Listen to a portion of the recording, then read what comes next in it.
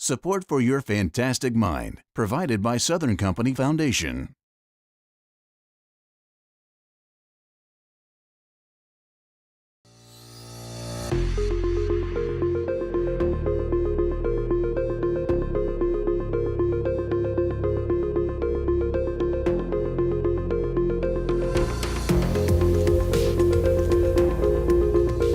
Welcome to Your Fantastic Mind. I'm Jay Watson. They are the foundation of our lives, our memories. From moments in our childhood with our parents or grandparents, to the births of our children, to the countless mundane, wonderful, and inevitably terrible moments in our lives, our memories of our life's experiences shape who we are. But memories are a terrible casualty for the 6 million Americans living with Alzheimer's disease. So this week, we're going to share with you the results of decades of research that has proven what we can do to preserve our cognitive function as we get older. We're going to show you how you can be part of team science in the fight against this disease, and where you or anyone you know can get a screening no matter where you live in the state of Georgia. We'll also show you how flickering lights can be a key part of preventing or delaying this disease. And we have a love story that you won't soon forget. But we begin this week in Chicago, where Emory scientists are part of a team learning from nuns and priests how to age well and keep our memories intact.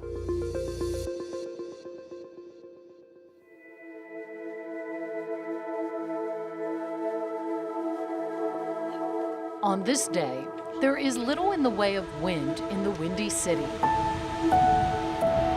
Instead, it's sunshine overload at Buckingham Fountain in Chicago's Grant Park. Known for its deep dish pizza and its brutal winters, what's lesser known is that Chicago is the epicenter of a study that is unlike any other in the world. 30 minutes from downtown Chicago is Sacred Heart Monastery in Lisle, Illinois. Holy Mary, Mother of God, pray for us sinners, now and at the hour of our death. Amen. Home to 22 Benedictine sisters, nuns. Theirs is a life of prayer, community, service, and chores. Okay, now follow me. Okay, coming. Bum, bum, ba-dum, bum, bum. My name is Sister D. Paul Stava.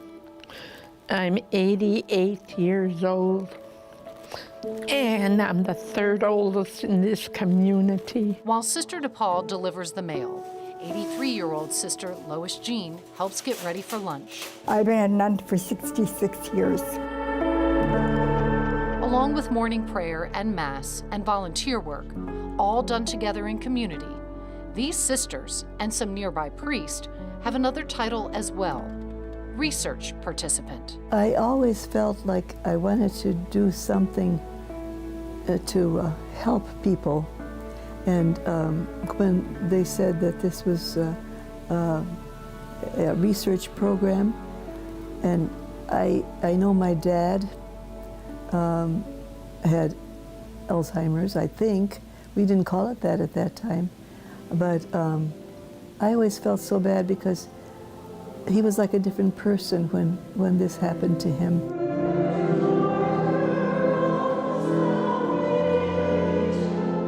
Seven-year-old Sister Christine Kuba is one of 1,500 nuns and priests across the country who have been research participants in the religious order study from Rush University in Chicago. I feel that it's a contribution to help people out that have the disease. I feel very bad about that disease. I think it takes away your humanness.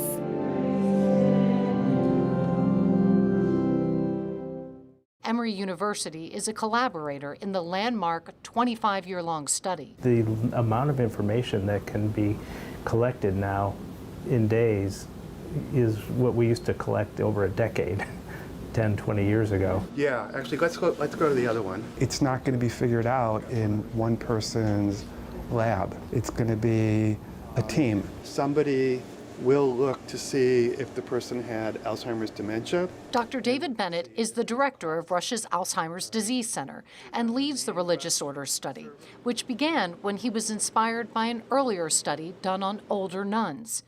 Participants in the religious order study begin taking part at 65 years old and includes nuns and priests. We love the idea of working with the nuns, priests, and brothers. They live communally. They have spent their lives, committed to the benefit of other people. And here we could offer them the opportunity to continue that giving after they're dead. As a wise person once said, growing old isn't for sissies. My name is Sister Josephine Callis, and I am 93 years old. 95. What? 95, that's right, thank you. Okay, we're just gonna stand here. I'm going to press a button on a remote. So I'm gonna have you do that one more time. Every year, researchers come to Sacred Heart to test the nuns, running them through a battery of cognitive and neurological tests. I want you to tell me all the animals you can think of in 1 minute. Ready? Begin. Horse, mule, donkey, cow, lamb, sheep, goat, dog, cat, mouse, giraffe, camel,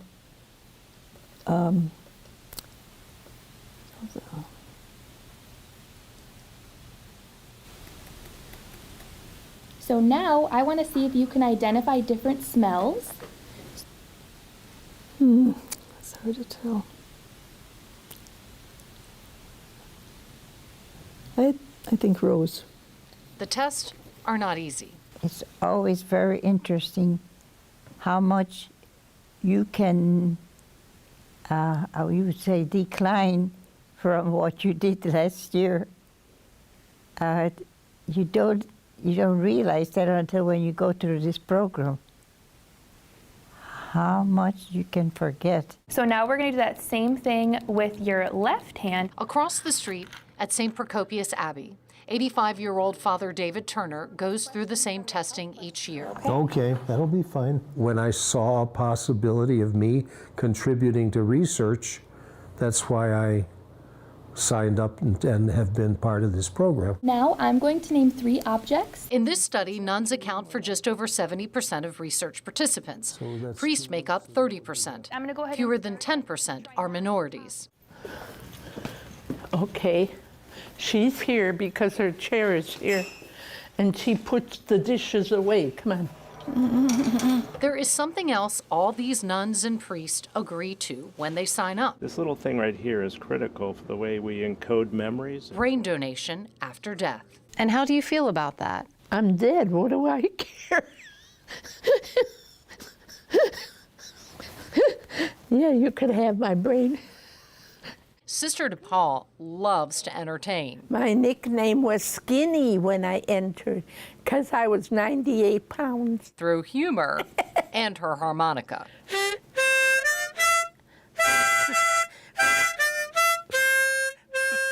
The research is showing that her positive outlook on life could help protect her from dementia.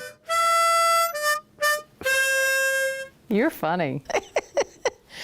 Thank you. When people die and we get the brain, okay, our responsibility to them and to the funders is to ensure that it has maximal possibility of helping other people. And so to do that, we have to save the brain tissue in a variety of different ways that make it useful for a variety of different studies. And for a study that started 25 years ago, to have the brain saved in a way that it can be useful for technologies far in the future. There's gray and white matter, right? And so you can see the different color. Emory Brain Health's Dr. Alan Levy and Dr. Bennett take us on a tour of the freezer farm at Rush, where the brains of the nuns and priests are stored and used for research. But this is like the hard drive where memories get formed. The synergy of all the minds and talents of people working together, give insights that we otherwise just wouldn't be able to make. The brains, stored at -80 degrees Celsius in freezers with backup generator systems, are scanned, preserved, and frozen. They're also examined for hemorrhages or tumors or signs of neurodegenerative diseases. You can move your arms. All of the data compiled from this research and the year-to-year exams of the nuns and priests has led to some fascinating conclusions about why some of us stay sharp until the end of life and why some of us begin declining in our 60s. Genetics play a role. Some people inherit genes associated with the disease. And most of these brains are filled with the plaques and tangles associated with Alzheimer's disease. But not all the people who had these brains developed Alzheimer's. See some of the blood and that is where research is proving that lifestyle factors can help compensate, delay, and prevent dementia. We have a structured prayer life. In addition to annual cognitive and neurological testing, the nuns and priests are also interviewed about their lives, their upbringing, education level, musical or foreign language abilities, traumatic experiences, social activities, and their personality. The picture that has developed from all of this research shows several lifestyle factors are critically important. Let us pray. The more engaged people remain throughout their lives, the more protection they have against dementia. Being cognitively active, physically active, and socially active. People often ask me, oh, what cognitive activity should I do? And what I tell them is two things. One is do varied activities, do different things, and do things that you like, all right? Because you're more likely to do them. Ba, si, ba. Spa, Si, ba. Knowing a second language can delay dementia by up to 4 years. Musical training, another type of language, is also protective. Purpose in life. So having a goal and intentionality that guides what you do, this is kind of in the fabric of some people, and it seems to protect you from everything. You're less likely to die. Religious order participants have unending purpose. I have never met a retired nun. I mean, if they retire from job 1, they're doing job 2, and if they retire from job 2, they're doing job 3, and they are working and active and busy until they can't. Having a social network, people you feel comfortable confiding in, also protects you from cognitive decline. Bennett and his team are also studying the MIND diet, which is heavy in leafy green vegetables and berries and nuts and fish. There's no doubt that people that adhere to this MIND diet appear to, they have a lower rate of cognitive decline.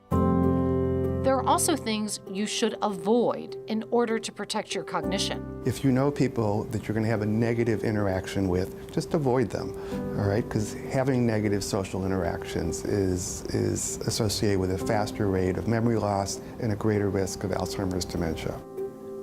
One study out of Sweden showed that frequent but unsatisfactory interactions with one's children increase the risk of dementia. Other risk factors for dementia: people who get angry and stay angry, people who socially isolate themselves, and people who are lonely. Staying active is important. Researchers had 1,000 participants wear an actigraph, similar to a pedometer, on their wrist, as they did everything from exercising to playing cards to cooking. And they found that those in the bottom 10% who moved the least were more than twice as likely to later be diagnosed with Alzheimer's disease. And don't be a homebody. Rush researchers tested the life space of 1,300 participants, seeing how often they left their bedroom, their house, their neighborhood. 4 years of data showed those most confined to their homes were twice as likely to develop Alzheimer's. Stay active, stay connected in deep relationships, eat well. Сколько время? Learn a second language and take music lessons. Avoid negative relationships. Explore new places. Have a purpose in life. Answers like this come from teams of researchers working together on a global level. One of the things that's really important is bringing people together from different perspectives that have different knowledge bases and are keeping up with different aspects of evolving science and technologies, because all of this really comes together. Emory does the proteomics in the study, measuring all the proteins in the brain. It's an important part of the research sequence that creates a deeper understanding of dementia. I do think that the prevention space is the place that we're going to make real progress, all right? And that's what we've seen in all other chronic diseases. After we stain them, Right now, Bennett and his team are growing stem cells from participants' skin with the goal of creating targeted drugs. we're finding genes and then proteins that are associated with a slower rate of decline. Okay, to get that, to find out whether those genes or proteins are druggable, I need to grow those cells, target those genes and proteins to see if it alters a readout of resilience. And if you can find those, okay, then you can move the next step of figuring out what part of the protein, all right, and what you're actually targeting, and then work towards actually creating a drug.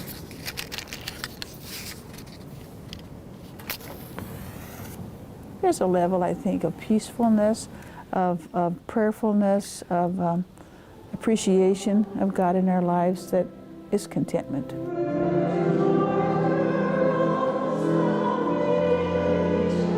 Today, for instance, is the Feast of St. James, and my reflection is you have to be a servant to the other.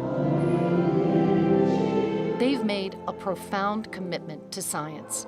Faith has led them to help others long after their lives on Earth end. I feel that Jesus was the representative of God on earth here, and he would have done it. I'm sure he would have done it.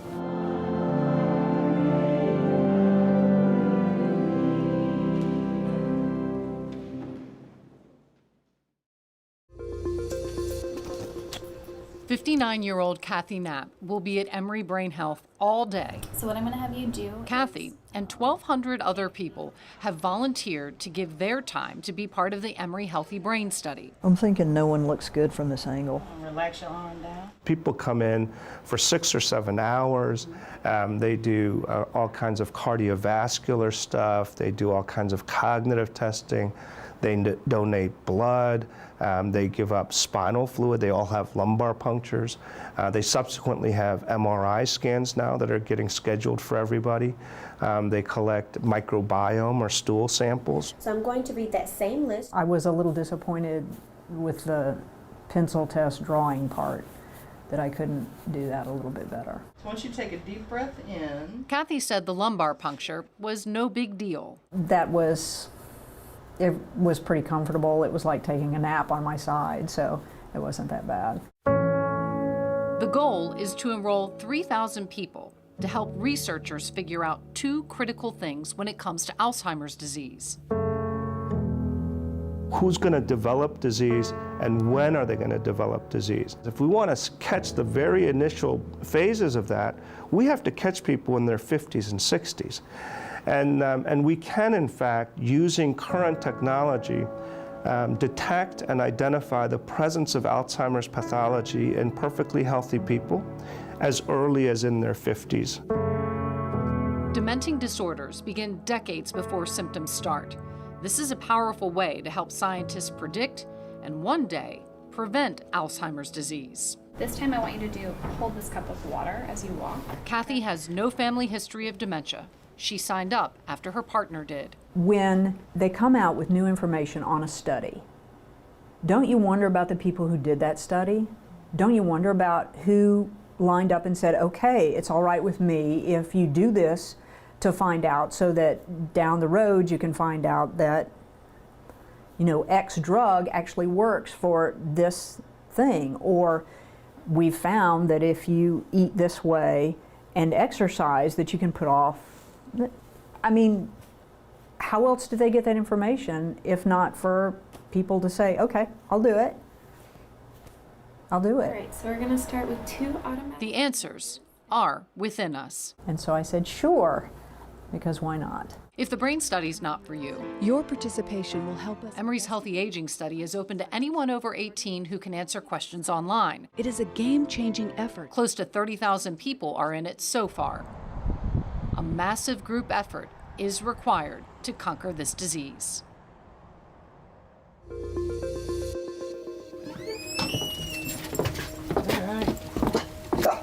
hello. We met kind of on a blind date. That blind date for Leanne and John Doherty was over 46 years ago. She would become a psychotherapist, and he would go on to be a leading neurologist in Knoxville, Tennessee. A passionate advocate for the diagnosis and treatment of those with dementia, as the head of Cole Neuroscience Center at the University of Tennessee Medical Center, Dr. John Doherty treated 30,000 patients over the years. Ladies and gentlemen, the head coach of the Lady Volunteers, including iconic University of Tennessee women's basketball coach, Pat Summitt. She was a wonderful, tough nut. I mean, she had her passion and she lived it. John diagnosed Summitt with Alzheimer's disease. I said, you know, I had something serious to tell you, to talk about, you know. I told her that I thought it was Alzheimer's disease. She said she did too, that she had a grandmother, I think it was, who had Alzheimer's disease. She said she's going to fight it, and she got all these books and pamphlets. I mean, she had a stack of books on her table about treatments for Alzheimer's disease and whatever. She was determined. But she had pretty aggressive Alzheimer's disease. I mean, it got worse rather quickly. Pat Summitt is the winningest coach in college basketball history. Pat Summitt died in 2016. The Pat Summitt Clinic is a milestone. John, who was on the board of the Pat Summitt Foundation, helped to found the Pat Summitt Alzheimer's Clinic at UT Medical Center. My mentor, Dr. Plum in New York, used to say the most important dementia that we deal with now is the most important dementia that we deal with now is what? Is the frontal dementias? Yeah, let's go on. Today, at 75 years old, Dr. John Doherty is more than a year into his diagnosis of Lewy body dementia, the second most common form of dementia that impacts 1.5 million Americans. By comparison, Alzheimer's disease impacts 5.5 million Americans. I don't know whether I didn't want to deal with it or whatever at first. Leanne and I, you know, we taught, I mean, she knew the experience. I mean, she witnessed it. I mean, I've learned living with a neurologist, you notice the gait, you notice the movements. It would be rare that we would go out to dinner that he wouldn't knock over something. I had a number of spells of falling out of bed, and I never, you know, what is this? And Leanne said, you know, whoa, that was a real fall. One time I hit the back of my head on a night table. John's son Andrew gave speeches with him around the world about the diagnosis and treatment of dementia. Now, he helps his dad navigate a conversation. And I've had a very significant problem in terms of Lewy body disease,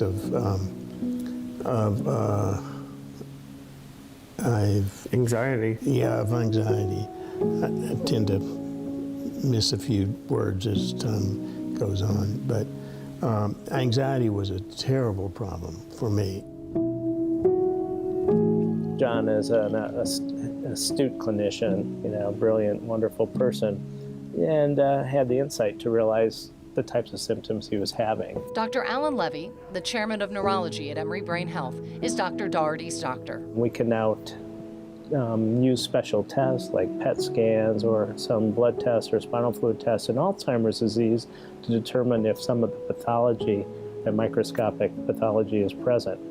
In Lewy body disease, we don't yet have those same tests. Lewy bodies are named for Dr. Friedrich Lewy, a German neurologist who in 1912 discovered abnormal protein deposits that disrupt the brain's normal functioning in people with Parkinson's disease.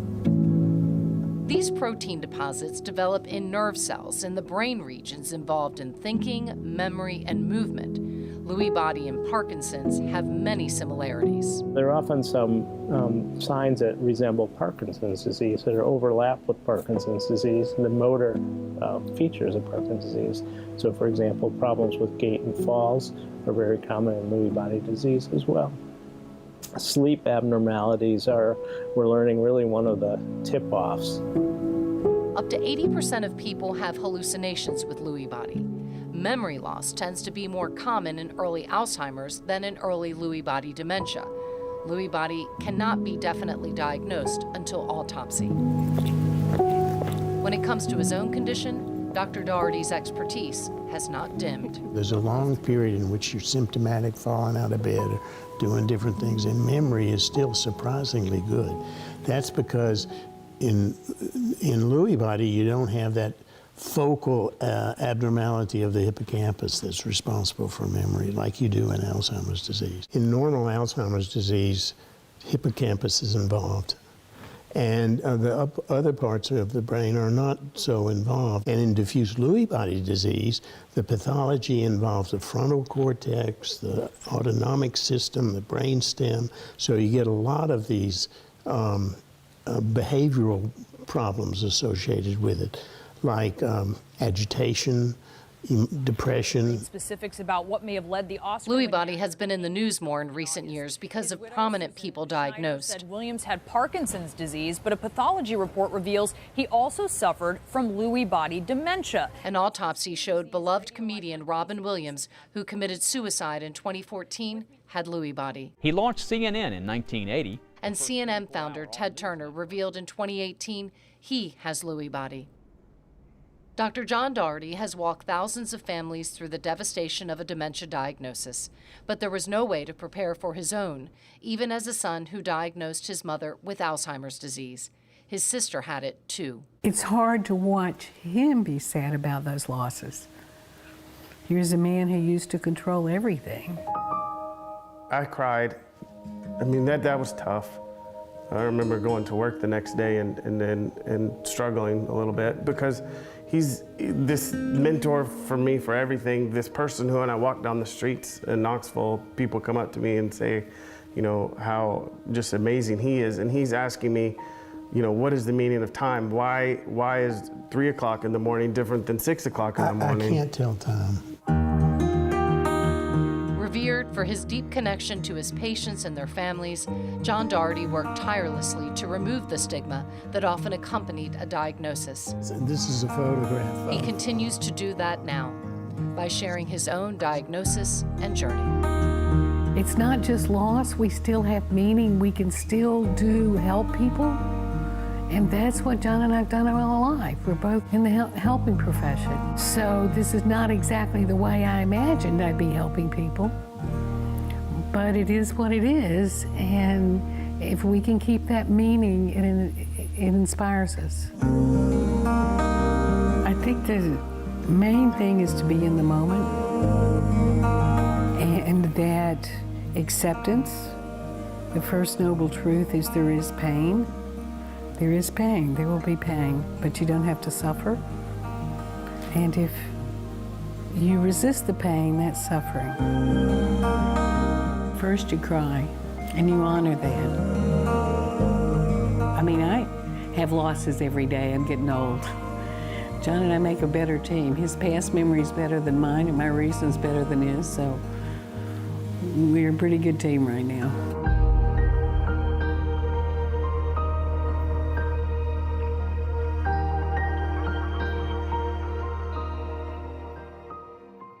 Every year he was getting into car accidents, and he was just forgetting a lot. Deborah and Wayne Wynn are at the Medical College of Georgia in Augusta for answers after a very difficult year. I didn't know what day of the week it was. That's one of the problems I had. And then I didn't know what month it was. I don't know what month it is right now. A mechanical engineer for 30 years, Wayne and Deborah were referred to Georgia MemoryNet by their primary care physician. Hey, Wayne, how are you? I'm great. I'm John Morgan. Nice to meet you. This never existed before.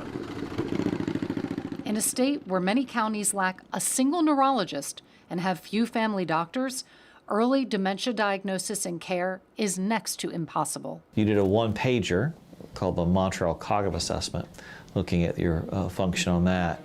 And it looked like you had some trouble on that test. It was a little difficult for you. That goal of bringing memory assessments to Georgians who need them finally became real.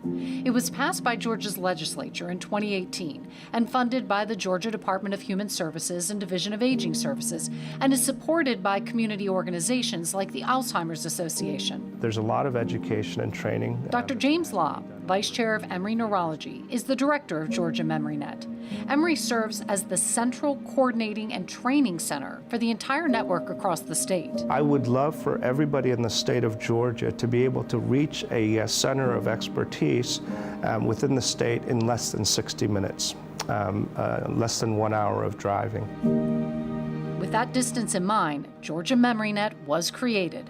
5 memory assessment clinics throughout the state: Augusta, Columbus, Macon, Albany, and downtown Atlanta. Navigation was also more difficult too, getting from point A to point B. Patients are referred by their primary care physicians. Well, let's go over your MRI results together, okay? There's some atrophy in the parietal lobe as well of the brain. So you do have some shrinking of your brain in various spots. Do exactly what I do, okay? Neurologist Dr. John Morgan is the director of Georgia MemoryNet's Memory Assessment Center at the Medical College of Georgia. Like any kind of he tells the Winds that the results of some of the more detailed cognitive testing they did raises concerns. The stuff in red here is the worrisome stuff, okay? Where it's abnormal, it's below normal, okay?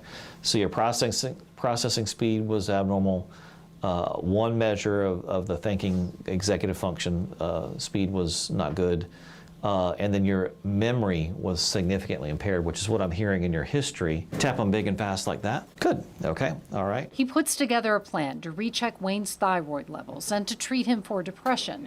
But he also prepares them for what the reality could be. There could very well be an underlying process like Alzheimer's going on. At least it allows you to plan and to get treatment early. If you blow it off, you may be too late for a therapy that may have saved a lot of your memory. The Winds will be connected to resources, and a social worker will help them plot a path forward.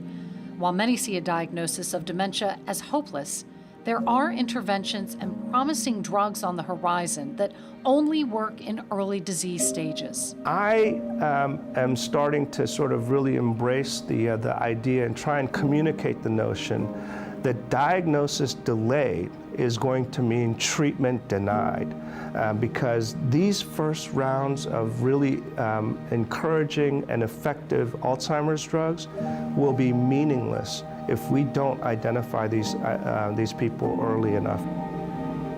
In a year complicated by COVID-19, Georgia MemoryNet is using telehealth in order to reach people who need assessments regardless of where they live in the state. Part of the long-term goal in my mind is to develop a system where statewide our citizens can have access to these emerging treatments and really benefit. And then the downstream effect of that is going to be enormous, because we're talking about drugs that potentially will take, you know, a disease that progresses over the course of 10 years.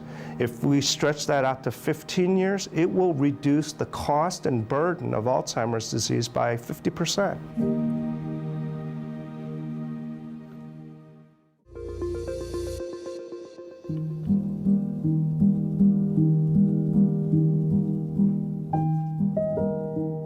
I'm just going to find edge pieces because I don't have to pay attention like to anything other than the shape. It'll have a black ear on it.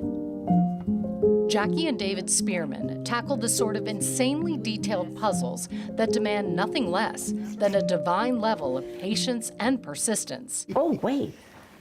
Look, there it is. Ah!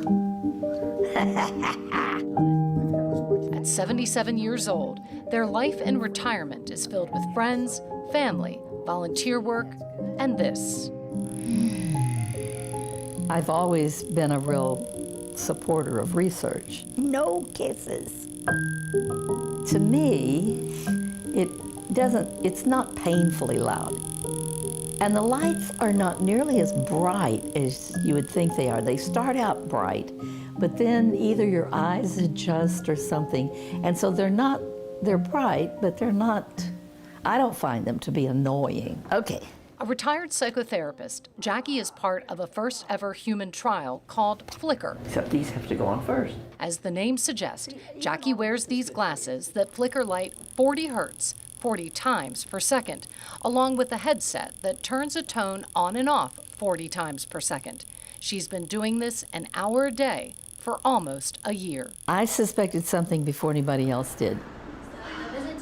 Jackie was diagnosed with mild cognitive impairment, often a precursor to Alzheimer's disease. I was having a hard time with names, but I've always had a little bit of trouble with names. And all of my friends that are my age, you know, I'd say something and they'd say, oh, me too. I know, oh, we all do that. No, that's just normal. It's age. It's just aging. And so everybody would argue with me. So I have to ask you some questions. Okay. Jackie qualified to be one of 10 people in the world in the study. Emory Brain Health's Dr. James Law is the lead investigator in the study. Flicker is our first attempt to try and see if we can translate a very promising potential treatment strategy, a completely novel one, that has shown great promise in preclinical or animal models of Alzheimer's disease. Georgia Tech and Emory professor and research scientist Dr. Annabelle Singer was part of a team at MIT that created what came to be called Flicker. Like these flashing lights, our very brains flicker. These brain waves, or rhythms in the brain, happen when neurons oscillate on and off together. The connections or talkings between neurons is important for our memories to work like they should. When we are recalling a memory, it's known as replay. Replay is the same patterns of activity that you see during an experience get replayed. Literally like, football replay when you're watching sports. And we think that that is important for memory because it helps bring back those experiences for your brain to strengthen connections between cells, kind of like the same way you strengthen a muscle, getting your brain to practice that activity over and over again.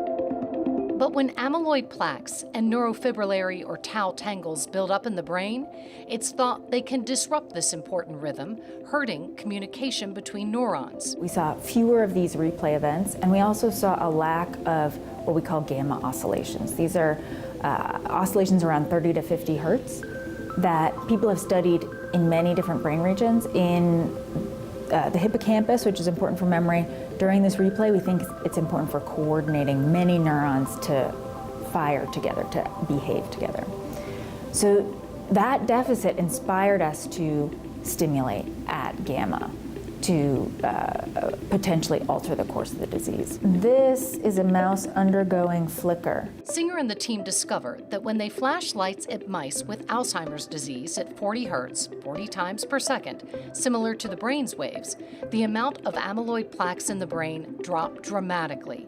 To make the clearing out even more effective, they added a clicking sound also at 40 hertz.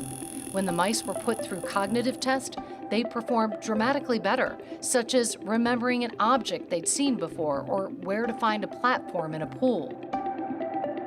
The lights did something else that was remarkable. In addition to getting groups of neurons to respond to the stimulation, they also activated the brain's immune cells called microglia. Microglia are like trash men, except the trash they are taking out is amyloid. As the only immune cells native to the brain, microglia may play a critical role in determining the course of Alzheimer's disease. There's been evidence for many, many years that microglia under certain activation states will gobble up the amyloid that's accumulated inside the brain. Now, what we don't know is, in terms of what the duration of the effect is. It takes a lot of discipline. Having flicker be effective in mice is one thing. Having it work in humans is another. It's not obvious, actually, that you should do the exact same thing in mice and humans.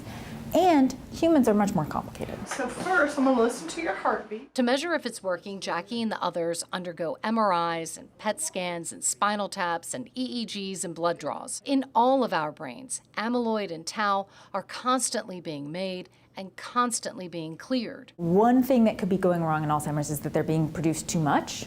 Another thing could be that they're being cleared too slowly.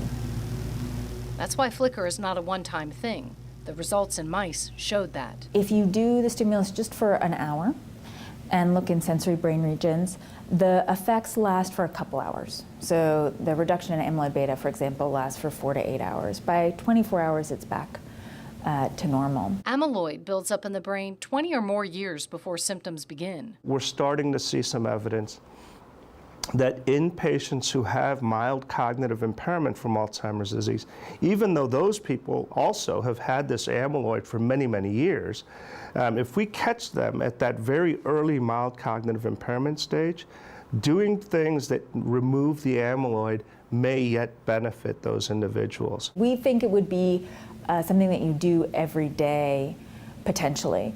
And it might be something that you even start long before Alzheimer's. So maybe you start, like you brush your teeth, starting when you're a little kid. You might start this when you're in middle age, long before you're worried about cognitive decline. Lola and Paco keep Jackie company for her daily Flickr session. I don't know if the Flickr's doing anything or not, but it wouldn't cure me this fast anyway. I don't think it is a cure. I don't think they're looking for a cure. I think that maybe it's slowing it down. Results from this first human trial will come later this year. If it's successful, bigger studies will follow. You can watch Mrs. Maisel. Okay, turn it on. In the meantime, Jackie holds tight to hope,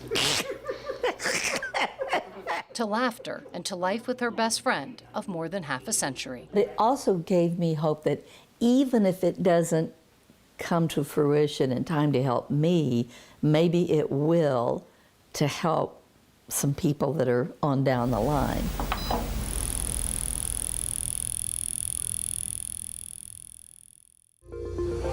All right, now that we're all here, what we're gonna do, I'm gonna take us over to the warm-up area while still walking in place. It's a very full day. Is we're gonna split the group in half. From guided exercise to group sessions. It's been difficult talking with other groups that are not diagnosed. To just hanging out.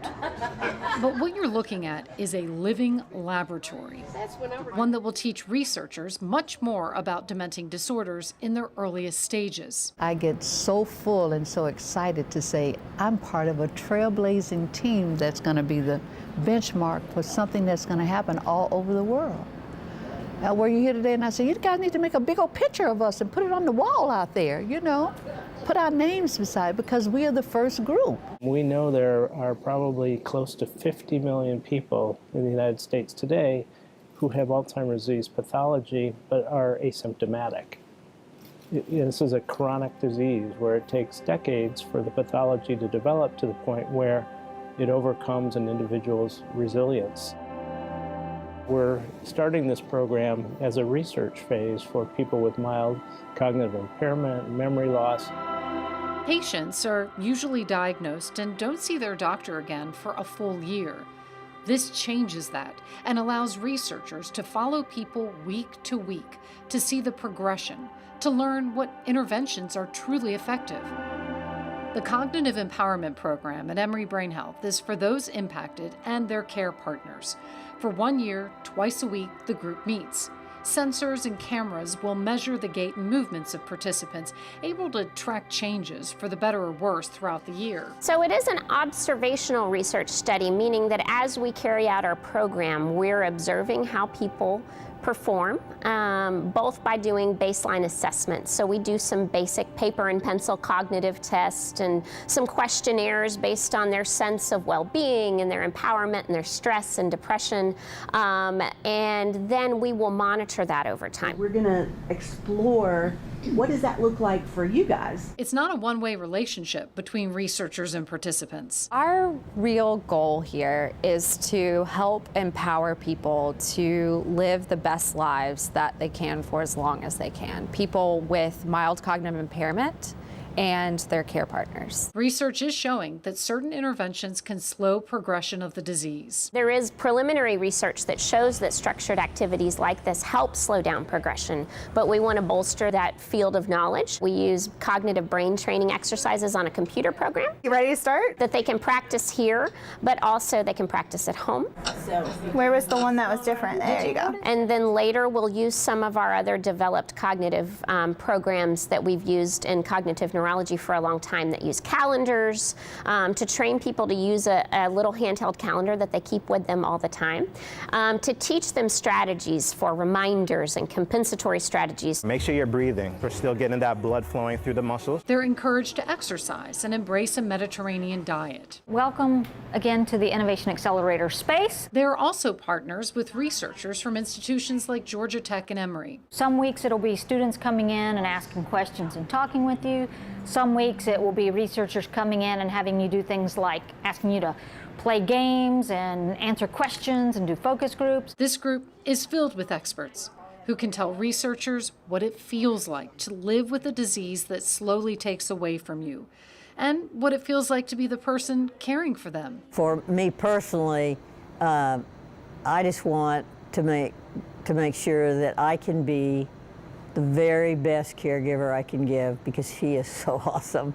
And I don't want to get impatient, and I don't want to get discouraged, and I want to make sure that there are resources that can help me be the best I can be. Together, these couples learn strategies to help them confront a diagnosis and a life that doesn't look the way they thought it would. All the while, researchers are accruing data, learning what strategies work. How to talk to others about MCI. As we gather that information, and we're also gathering data on their physical activity and their participation in the program, researchers will be able to use that information to better inform whether or not these lifestyle interventions are making a difference, whether or not it's slowing down the progression of their disease, whether or not they're feeling more empowered and engaged and their sense of well-being is improving, or even hoping to see if it improves their mood. This first-of-its-kind program will hopefully be replicated across the country. The need is critical. We were involved in other clinical research studies, and to know that there's research with this and that maybe we're helping to contribute a little bit towards that. I don't think it might not help us that much, but maybe future people that are facing the diagnosis. I'm not here to cure my Alzheimer's. I mean, that would be nice if they stumble onto that while they're here, but the clock's ticking on them, because I'm 78, 5, 8, whatever. The program continues virtually during the pandemic. Participants have called it a lifeline in this unusual year.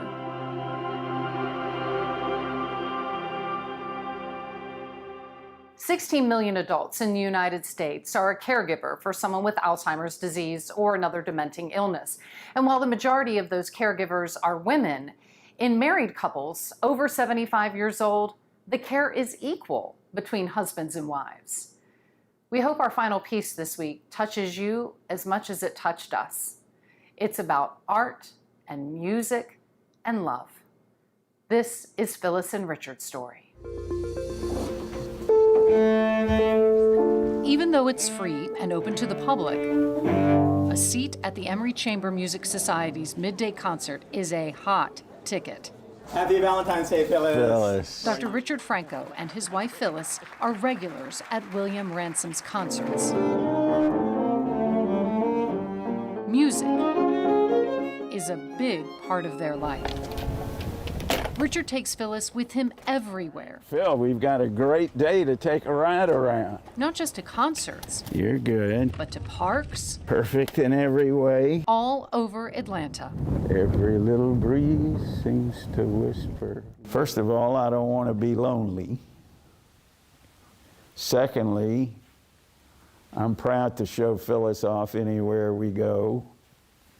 Right? I hope so. Yeah, well, of course.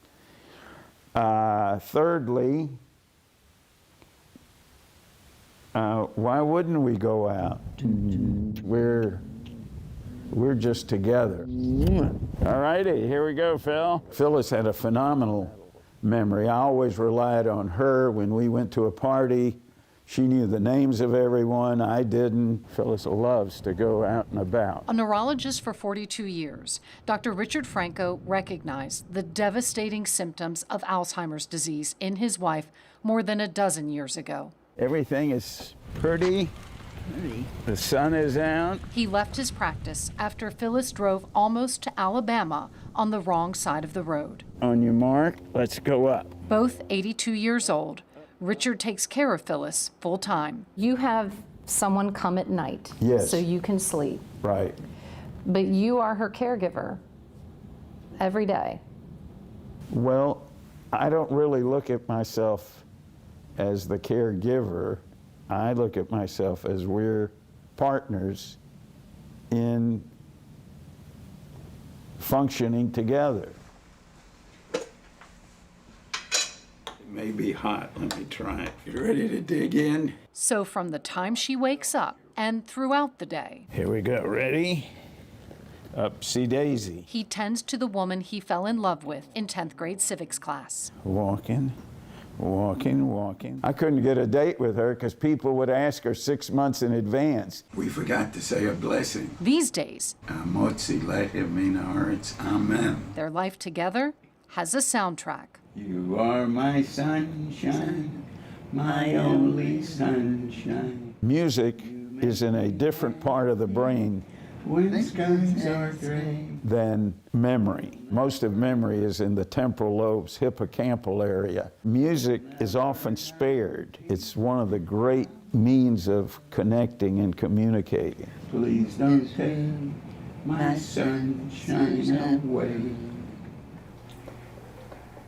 Music became more important as Phyllis suffered losses, like speaking and walking and playing piano and painting. Art was her inner self coming out into the expressing itself in the world. A highly regarded artist, their home is filled with her massive works of art. It's all very impressionistic of the river, the sun. It's not a portrait, it's full of action. I wish Phyllis was telling you about her art because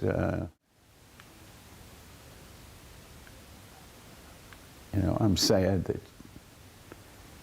that she can't do it, but it speaks for her. Let me turn on a light in here. Phyllis's art changed as her disease progressed, becoming more surreal. There she is in a door that's part open, and then there's this long hallway, and she was entering some new phase of life and going down a long hallway to a different place. Mom, you know Cheery Bum? Cheery Bim? Roasting in little donuts and Cheery Berry Bum. The moment Dad would walk in the door, everything would be for Dad, and he would come in this great mood. Cheery Bim, Cheery Bum. The Franco's 3 children have been marinated in their parents' love affair their entire lives. Hey! I just remember you guys just having a lot of fun together, dancing in the kitchen. They watched their father adapt to each change, each loss in their mother. On a pre-COVID visit, their oldest son Louis and his family, along with daughters Rebecca and Meryl, Any song we start, do what they've always done, make music together. I'll be seeing you. Richard has diagnosed thousands of people with dementing disorders. Many were strangers, some were dear friends and family. In a disease marked by endless losses, where treasured memories vanish, Richard focuses on what remains, and that is the woman he loves most in the world. But I'll be seeing you. there's still a whole person there. Phyllis remained Phyllis. She didn't disappear on me. Man. Is Phyllis still Phyllis? She sure is. She's not the same Phyllis, but she's very much Phyllis.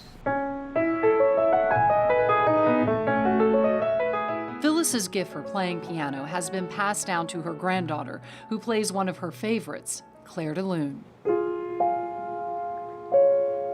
That spark, that love of creating music still lives within her. Richard now sees all those decades of his neurology career as part of his destiny. I feel that my whole life was preparing me for this. This is what I was supposed to be doing at this point in my life. I've got this wellspring of experience and feeling and attachment and love. And I don't know if love conquers everything, but it can conquer a lot of what the tragic parts are. We've been very blessed, very fortunate to find each other in the first place. That's the biggest thing, right? Every time I drive my truck by that spot where I think of my luck. I'm grateful for what we have now. I like being around Phyllis. For that brazen crow and that stupid squirrel. You and me, right? We're sticking together through all kinds of weather. All right, here we go, Phil. So we'll travel the road, carry the load, side by side. Despite the COVID-19 global pandemic, research is continuing, and it's estimated that in just a couple years, we'll have a blood test that can accurately predict Alzheimer's disease, leading to crucial early interventions and treatments, preserving memories for families like the Francos and millions of others around the world. That's going to do it for us this week. See you next time on Your Fantastic Mind.